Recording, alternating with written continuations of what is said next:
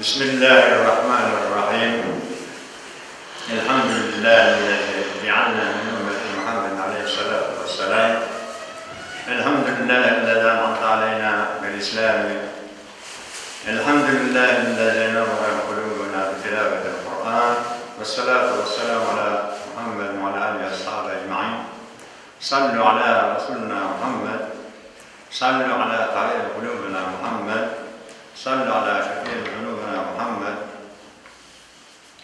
La ilahe illa Allah'u melikul hakkul mubin.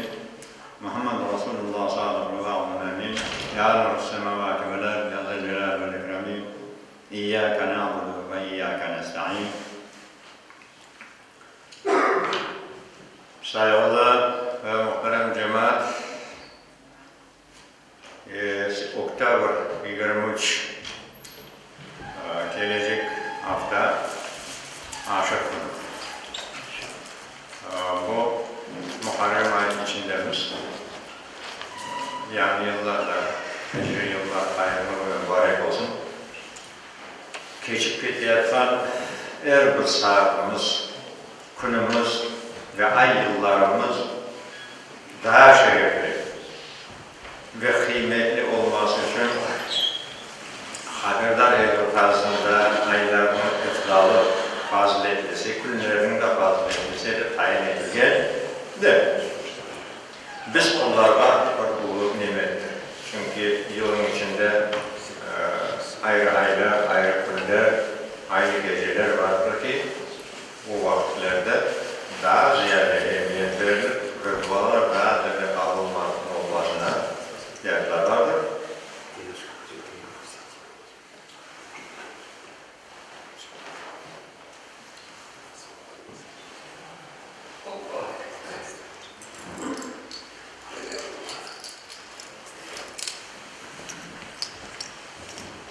Özüne has olan bu hakikat gizlengen bir hikmettir. Bu Allah Teala'nın bir hikmetidir. Bu ayımız bir türlü eğer geçen günümüz bir geçse, hangi bir okun, hangi bu ayda hatırlar edelim? Yok. Ama böyle ayda bir neler olsa, buna ibadetlerge tolu olgan, hem ruhan, hem bedenen yapılgan ibadetler, ayı, hac ayları, Zülkade, Zülhicce ayları geçti. Gene mübarek Muharrem ayı, yani hicri yani yıllar, gönüller abadanlarına sağ selamet yetip geldik. Bu nimetlere her ne kadar şükürler aysak da az. Muharrem ayının 10. günü Aşık günü. Bu sene Oktober 23 Cuma günlerinde olduğu Peygamberimiz sallallahu aleyhi ve sellem Muharrem ayının şerefli ve faziletli egeğini o için onu Allah'ın ayını patlaması. Şunun gibi bu ayda cenk etmek haram edilgendir. Muharrem ayı, Aşır ayı de ayıklar bizim milletimizde Aşır ayı de ayıklar. Çoksu Aşır ayı de ayıklar, yani Muharrem ayı de ayıklar. Şu Aşır'a konu olağan için. Aşır sözü lügatta Arapçadan Aşır'da 10 de ayıklar. Aşır 10. günü anlatan Muharrem ayını. Muharrem ayının Aşır günü, yani 10. gününde bütün semavi dinler tarihinde mühim vakyalar olduğu için. Bu sebepten 10. gününde nispeten Aşır ayında milletimizde de anılan gündür ki bu ayda, bu Aşır gününde bir çeşit bir şeyler olup geçti dünya üzerinde. Birincisi bunlar Hazreti Adem Aleyhisselam tövbesinin kabul edilmesi. İkincisi Hazreti Nuh'un gemisi Cübdi dağına gelip dayanması. Üçüncü Hazreti Yusuf Aleyhisselam'ın balığın karnından çıkmaz. Yusuf Aleyhisselam balığın karnından nasıl düştü? Biraz bunu da aytıp geçsek yaxşı olur idi. Yunus Aleyhisselam. Yunus balığında deb aytıldı da. Yunus Aleyhisselam milletini kendi nesine Allah yoluna davet edip hiç o insanlarla tabi olmalarına o böyle taşlak edeyimdir. Gemiye denizlikte ve fırtına o. O devrin şeriat boyunca da demek gemide kaçak olsa fırtına olur. Böyle şeyler olaydı. Kullar kaçsa, o kullar olaydı adamlarda. Ve Yusuf Aleyhisselam, yani Yunus Aleyhisselam özünü denizge atardı. O balık onu ağzına alır. Böyle getirip yalığa bu aşır konu ağzından çıkar. Dördüncü, Hazreti İbrahim Aleyhisselam'ın dünyaya gelmesi ve Nemrut'un ateşinden kurtulması. Beşinci, İdris Aleyhisselam da göğe çekildi. Altıncı, Hazreti Süleyman Aleyhisselam saltanata sahip oldu. Hazreti Yakup Aleyhisselam'ın Yusuf'a kavuşması ve gözü açılması aşırı günlerinde oldu. Çünkü ağlar Yakup ağlar Yusuf'un değil. Ağlamaktan gözsüz kalıp ama sonra Yusuf Aleyhisselam'ın görmeyi getirmişlerden sonra gözleri açıldı. O aşırı günler. Hazreti Eyüp Aleyhisselam'ın hastalıktan kurtulması, Hazreti Musa'nın Kızıldeniz'e geçip Firavun ordusunun birlikte suya garp olması, Hazreti İsa'nın doğması ve ölümden kurtulup garip olarak ortaya çekilmesi ve Hazreti Musa'nın Firavun şerrinden kurtulması ve Hazreti Hüseyin radıyallahu anh'ın şehit edilmesi ve kıyametin kopması bir aşırı bunu Cuma gününe olacak. Ve Hazreti Ayşe'mizin rivayetine göre evvelde Kabe'nin ortasını da aşırına uçkar edildi. Ama şimdi o yapılmıyor. İmam Ahmed radıyallahu anh İbn Abbas'tan rivayet ediyor ki şu konu Nuh Aleyhisselam'ın gemisi Cüd dağına geri dayandı. Şunun için Nuh Aleyhisselam şükür için oruza tuttu. Bundan başka Allah-u Teala'nın Musa Aleyhisselam'ın aşık konu Firavun işkencesinden, onun sıkıntısından tutardı.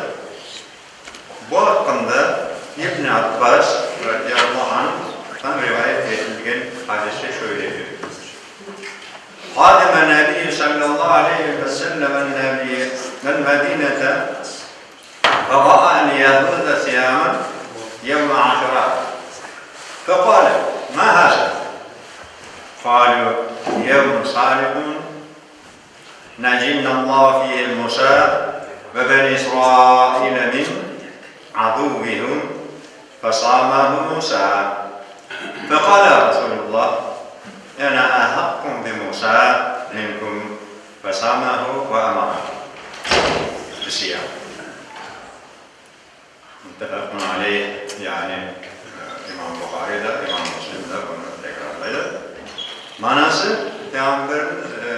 Efendimiz Medine'ye gelgen vakitte Yahudiler aşırı bunu orada tutayım. Ve bu nasıl bunu sorar. Ular bu Allah-u Teala'nın Musa Aleyhisselam Beni İsrail'in düşmanlarından kurtaran mübarek gün. Şunun için Musa Aleyhisselam bugün de orada tuttu dediler. Bu vakit Peygamberimiz sallallahu aleyhi ve sellem ben sizden daha aklıyım Musa Aleyhisselam'adır. Şu konu orada tuttu. Başkalarına da tutmaya buyurdu. Cahiliyet Araplarında da aşırı orada tutmak adetleri var. Ayşe Hanım radıyallahu anh aşağıdaki hadis-i şerifte ayta ki kâne yevme aşura yevmen tasumuhu Kureyş'un fil cahiliye ve kâne yasumuhu Resulullah sallallahu aleyhi ve sellem bi Mekke'ti kadimel medineti kurde siyâmu şehr Ramazan fekâne nebiyyü sallallahu aleyhi ve sellem İnni kuntu umirtu bi savmi yevmen aşura femen şâ'a sâme ve men şâ'a tarak. Gene muttafakun aleyhi yani İmam Bukhari, İmam Müslim de muhaddisini tasdik etti. Yani dedi ki aşık bunu Kureyşler cahiliyet devrinde orada tutan konuydu. Resulullah sallallahu aleyhi ve sellem Mekke devrinde uzattaydı.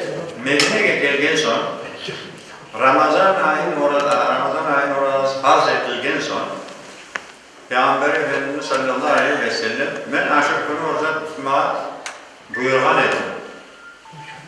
Endi ise farz olgan son istegen tutsun, istegen kişi terk etsin dedi. Yani sünnet olarak de farz olacak olmasa. Yukarıdaki hadisten malum ola ki İslam'ın evvelki devrinde aşırı gününde orada tutmak Müslümanlara farz olmalı. Hicretin 2. yılında Ramazan orazası farz edilgen son aşırı orazası farzlığa kaldırıldı ve nafile oraza olarak kaldı. Resulullah sallallahu aleyhi ve sellem bugün de orada tutmanın faziletinin hakkında yukefferu senetel madi. Yani keçkin, Müslim'in rivayetinde geçen, keçkin bir yılda yapılan günahlarla kefaret olarak defa etti. Bir yılda yapılan günahlara kefaret. Bu aşırı bunun orazasını bilmiyor. Başka bir hadiste Sumu qablete yevmen ve ba'dehu yevmen. Şimdi bu dedi ki o Yahudilerden soradı ki bu nasıl gündür? Onlar dediler ki biz demin ayılan geçen günü hadiste Musa aleyhisselam Firavun'dan doğru konuşun, bugün orada tuttu, biz de orada tutarız dedi. Ve Peygamberimiz ben sizden de daha akıllıyım Musa aleyhisselama dedi orada tuttu ama bu Yahudilerinin onlara benzememek maksadını dedi ki kablehu yevmen ve ba'dahu yevmen. Ya bir gün o günde yani 9-10 veya 10-11 ilk gün tutamaz dedi. Ve ileride ben de öyle tutarım dedi. İttifakı Allah'ın rahmetinden çekildi. Ona nasip olmaz. Lakin ondan bir yana bu tür müsahabeler ve bütün Müslümanlar Yahudilere benzememek meselesinden 9-10 ya 10-11 edip aynı 10. bölüm değil de 10. bölüm mezkur hadislerine binaen ulemalarımız Muharrem ayının 9. 10. ve 11. günlerini orada tutmak müstehaktır derler. 3 gün. Yani savab. Müstehak ve savab. Hakikat muhtaçlarına hayır ihsan etmek, insanlar ortasında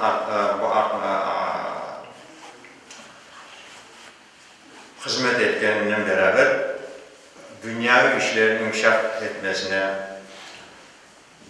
merhamet bağlanmasına, aralarında hürmet ve mabetlik etmesine, ailelerinizde bereket getirmesine de sebep olur. Hayır ihsan ibadetlerin en yücesi olup ona karşılık verilgen sevap da hesapsızdır. Elbette ihsan yukarıda aytkanımız gibi İnnel ihsâne ihsân evvela o aile ehline, Kur'an'da ehline, en yakın akrabalarından başlanılması lazım.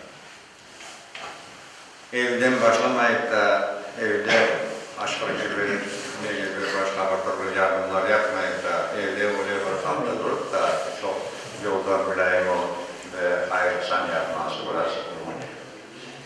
Aslında evden başlamalı. Ondan sonra imkan olsa kolun komşularla.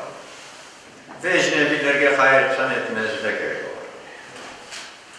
Halimiz arasında çok tedbirci ve işini bildiği kişiler de var ki çok paralar kazanırlar. Onlar fakat o menfaatlarını değil de belki halkımızın ihtiyacını da kandırmak için hayırlarlar.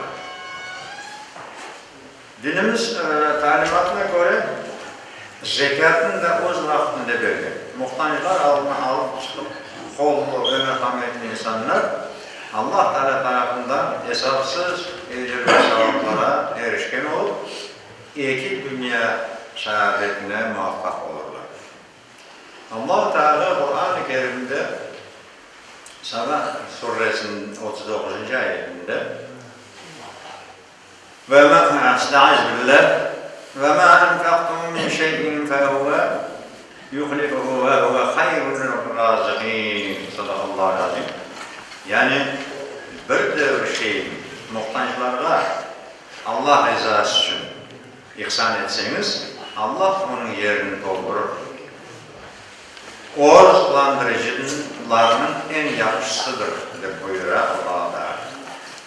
Resulullah sallallahu aleyhi ve sellem Efendimiz de bu ayete uygun tarzda bunların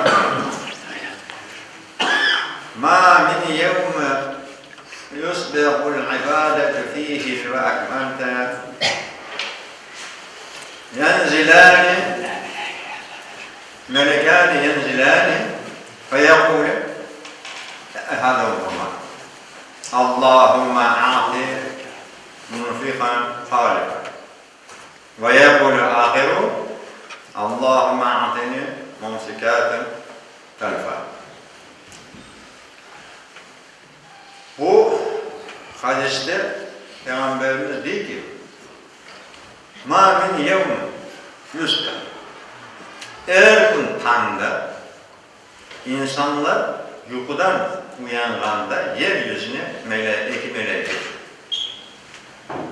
Onlardan biri, ey Allah, nafaka ihsan, bu sadaka vergen, insanın malını doldur, de dua et. İkincisi de, ey Allah, hakıl adamlara malını telif. Yani eğer bunu sabah Peygamberimiz Aleyhisselam'ın iki melek yok der. Biri, ihsan hayır edenlerin malını arttır dua eder, biri de kızgançlık, akıllık yapanların malını yok.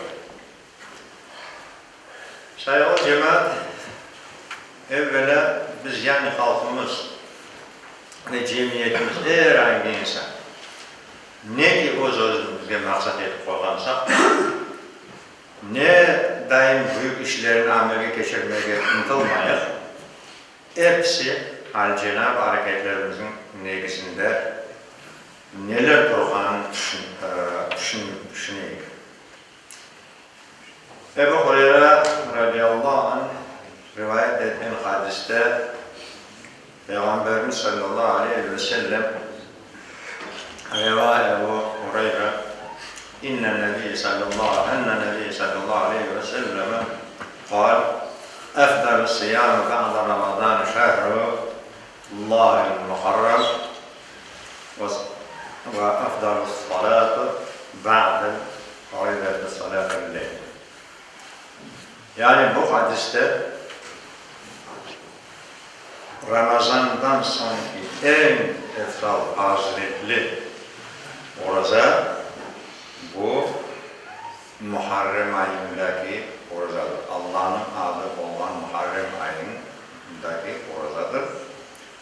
Ve farz namazdan sonra en faziletli namaz bu gece namazıdır. Buna da yani oruzadan sonra en faziletli oruza bu Allah'ın ayı olan Muharrem ayındaki oruza ve gece namazı farzdan sonra bulunan namazlar en efsalı gece. Aşır gününde tutulgan orazanın fazileti hususunda Resulullah sallallahu aleyhi ve sellem buyuruyor ki kim Muharrem ayının 10. gününde nafil oraza tutsa Allah Teala ona 10.000 melekin sevabını verir. 10.000 hac ve umre yapan kişinin hem de 10.000 şehidin sevabını verir. Kim aşır gününde bir yetimin başını sipasa Allah Teala her bir saçının sayısınca derecesini koyar. Kim aşır gecesinde bir mümine iftar versin, sanki bütün Muhammed ümmetine iftar verip ve onların hanımlarının doyurduğundan sevaba erişer diye aytan İbn Abbas'a rivayet edilir. Lakin burada bir şeyin ayıp geçmek gerek ki öyle halkımızda öyle şeyler var değil mi? Yani bu duayı okusa, ana bu kadar namaz olan, namaz olan kadar sevabı var. Ya bu kadar nereden sevabı var diye. Onların farz namazları, farz ibadetlerin yerine geçmiyor. Ama ecir dediğiniz şey, bu mükafat Allah-u Teala tarafından verilen mükafat. Onun için bunu eksini karıştırmak gerekmiyor. Farz namazlar, farz orazalar, bunları vaktinde yapmak şart. İddiasını yapmaz derse, kazasını yapmak gerek. Ama bu degen laf, yani ben aşırı miktarımda bu kadar saat kazanırım degen, bu yanlış. Yani başta o demin ayıp geçken bir hadiste efdal-ı siyam kavle, yani Muharrem ayında tutulan orazadan sonra en faziletlisi bu olsa ve farz namazdan sonra en faziletli namaz gece namazıdır. Onun için bunları pek dikkat etmektir. Yani öyle uydurma şeyler olmaz. Bugün de yapılan salih amellerde Allah-u Teala ulu ecir ve mükafatlar verir de biz bu hayırlı günlerde hayır ve ihsanımızın çok artık onun karşılığına verilgen sevaplara erişmeye hareket etmemiz lazım. Onun ecir ve sevabı ise hesapsızdır. Biz hesaplamış olmaya çaremiz yok. Elbette ihsanını evvela Kur'an'da ehlinden ana baba kardeşlerimiz, yakın kardeş akrabalarımızdan başlayıp ondan sonra imkan olsa komşu veyahutlarla da insaniyetlik göstermek nur üstüne olur. Bu hususta Peygamberimiz sallallahu aleyhi ve sellem şöyle dedi: "Men vassa'a ala aileti yevmel aşura vassa'a Allah aleyhi sa'irus sene." Müslim rivayeti. Yani bugün de kim aşır gününde Oğuz Kur'an'tasına çokça nafaka yapsa, yani hacetlerin yerini getirse, Allah-u Teala o yıl devamında ona bol. Yani aşır günü pazarda aşağıt mallarıdır, başka şeylerdir, ailesine Kur'an'tasına alıp gelse, o sene o Kur'an'tada bolluk Allah-u Teala. O bunu asıl yapsa Allah-u Teala ona o sene devrinde sağlık, sıhhat, selametlik verir. Onun için bunu hiç akıldan çıkarmamak lazım. İslam'dan evvelki cahiliyet devrinde Yahudi ve Nasraniler, yani Hristiyanlar, olgan Araplar ortasında oruza tutmak adet olgan. Sonra Resulullah sallallahu aleyhi ve sellem orucu da iş bugünde oruza tutup sahabelerine de buyurgan. Allah-u Teala hepimizin bu günlerini feyz bereketinden faydalanıp bu aylarda yapılan ibadet ve salih amellerin karşılığına başka ay günlere göre kaç kere de ziyade sevaplar nasip edilir.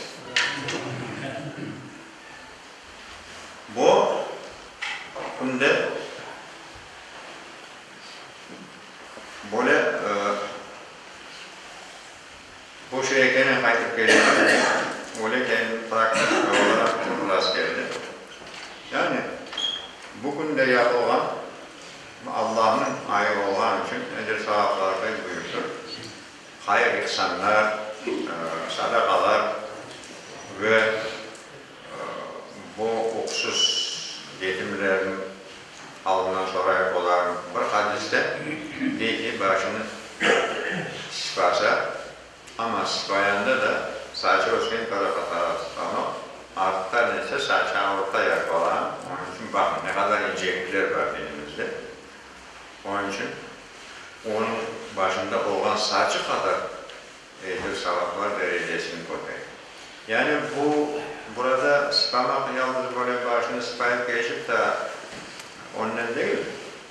Yani onun bir şeye ihtiyacı var eser. Yani olsa onu vermek lazım.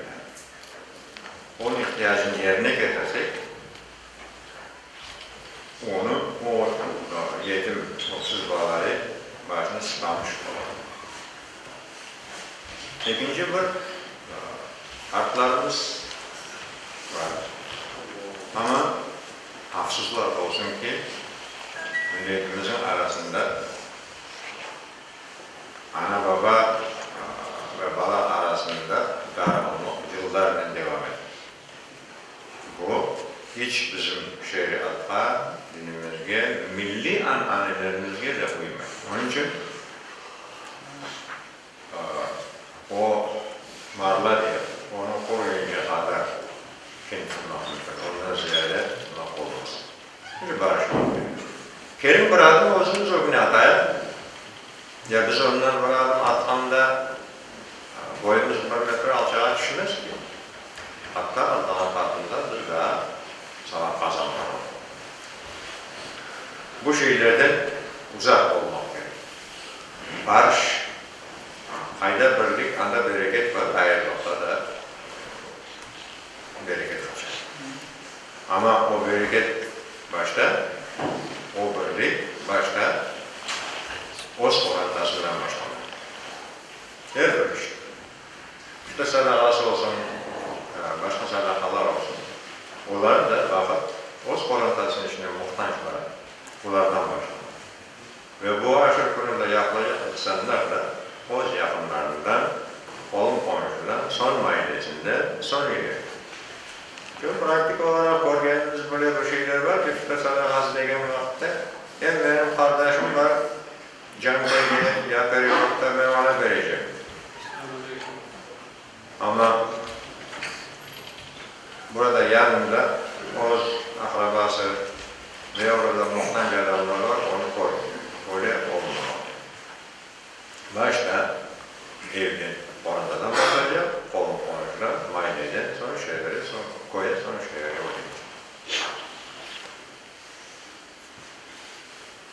Şimdi bu konunun emniyetini anladık. Allah nasip etse bir daha tekrarlayıp geçeyim ki gelecek Cuma günü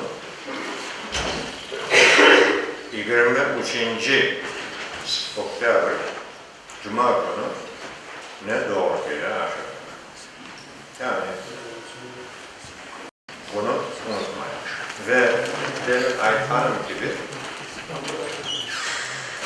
bu neler bir daha hatırlatayım ki Hazreti Adem'in tövbesi kabul olması, Hazreti Nuh'un kendisi sağına oturması, Hazreti Yunus'un balık sağına çıkması, Hazreti İbrahim Nemrut'un ateşinden kurtulması, Hazreti İdris'in göğe çekilmesi, Hazreti Süleyman'ın saltanat verilmesi, Hazreti Yakup'un gözleri açılması, üstüne kavuşması, Eyüp Aleyhisselam hastalıktan kurtulması, Musa Aleyhisselam ve ümmeti Firavun azabından kurtulması ve Hüseyin radiyallahu anh, yani Peygamberimizin torununun şehit olmasıdır. Lakin bunu başka türlü şeyler yaparlar, böyle bayram yaparlar, onun madeni yaparlar. Biz bizde öyle matem ve öyle bir şey yoktur. Onlar bizde öyle matem bir şey yok. Allahu Ekber, Allahu Ekber. İşte Allah Teala hepimizin rukunlarının feyiz ve bereketlerinden faydalanıp bu aylarda yapılan ibadet ve salih amellerimizin karşılığında başka aylardan kullerdekine göre birkaç kere derecelerinin, sevaplarını almamıza nasip eylesin. Allah-u Teala hepimizin hayırsever kullarından eylesin. Yurtumuzu tinç, göğümüz temiz. Hepimiz bu günleri salih amellerinin devamlı yapıp varmamızın nasip eylesin. Amin. Sallallahu aleyhi ve sellem. Lillahi Teala'l-Fatiha.